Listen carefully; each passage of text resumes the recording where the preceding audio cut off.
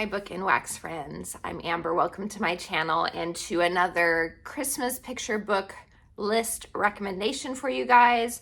This one is all about heartwarming, feel-good type books.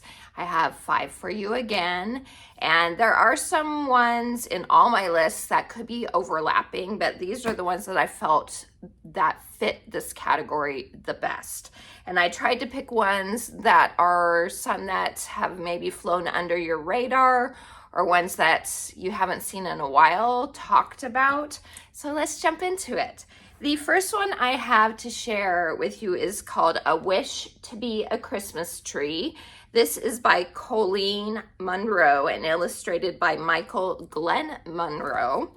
And this is about a tree in the Christmas tree farm. And he is very large. And so he is sad because no one ever picks him to take him home to be a Christmas tree. And that's all he wants in life, is to be a Christmas tree, because that was what he felt his purpose was. Well, all the animal wildlife friends see how upset he is, and they decide to do something to make him feel better. So they decorate him with berries and other types of things. The birds end up finding little tchotchkes, a little star to put on him and stuff. And they decorate him on Christmas Eve. And then in the morning, he wakes up and he sees how beautiful he is, that he is a Christmas tree. And he realizes just how important he is to all the wildlife in the area. So it's a super, super sweet story. It does make me tear up every time I read it. And actually all these books pretty much make me tear up every time I read them. So A Wish to Be a Christmas Tree.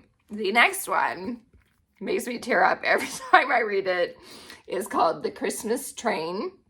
And it is a true story by Thomas S. Monson, and the illustrations are by Dan Burr, and it's about his life when he was a child. He grew up during the Depression times, and his family was okay. Things were tight, but they were okay. And he asked for an electric train for Christmas. And so Christmas Day comes and he does get his electric train. His family helps another family in the neighborhood bring Christmas to them because they don't have as much. They're struggling because of what was happening during that time, the time of the Depression. And they bought the son of the family a train set as well, a twist key one, so it wasn't as fancy or anything. But in the train set, it had a car, an oil tanker that wasn't in Tommy's train set. And he becomes jealous and pesters his mom and asks if he can have it so he can attach it to his cars. And finally she gives in and says, yes, if you feel like you need it more than the neighbor boy, then you can have it. So later that day, they take all the Christmas stuff including the gift, the train gift, to the neighbors. The neighbor's son is super excited to get the train, as any little boy would be. And he is so, so excited. The joy of that he feels because of the generosity of them is overwhelming. And Tommy sees this and has kind of a change of heart. He does have a change of heart, and he ends up running back to his house and getting the oil tanker and one of his extra train cars, and tells him that he had forgotten, tells the neighbor boy he had forgotten and left them there, and gifts him those 2 extra train cars. So he realizes that Christmas, he comes to realize during that time, see, it makes me tear up. Sorry guys. that Christmas is more about giving. The spirit of Christmas is about giving and not how much you can receive. So, beautiful story. Highly recommend. The Christmas Train. Okay. Like I said, these make me very emotional. Okay, the next one is one that is actually pretty well known right now. You can find this one readily in stores. I have seen it at Target and other stores, and it is the Little Red Train, or not train, the Little Red Sleigh. And this is by Erin Guden. I can't even say that. Sorry, I'm butchering this. Gundelsberger. I'm so sorry. I know that's not right. But it is a very long last name. And pictures by Elizaveta Tretrakova. Anyway. Okay, so this is about, of course, the Little Red Sleigh. And all it wants to be is Santa's sleigh. It wants to become big and become Santa's sleigh at the North Pole. So it tries to get to the North Pole. It travels on this journey to the North Pole. There's a big snowstorm. It ends up getting kind of stuck in this village that is near the North Pole, but not at the North Pole. The truck is stuck that it's being carried in, and it's found by the Little Red Sleigh is found by a little girl, and the sleigh ends up giving the girl and a bunch of other children in the village joy beyond measure. And come to find out that you don't have to be, the Little Red Sleigh finds out that you don't have to have big, grandiose acts of service to make a difference in someone's life. So it's super, super sweet. Little Red Sleigh. Highly recommend that one too. Okay, next is An Otis Christmas. And this is by Lauren Long.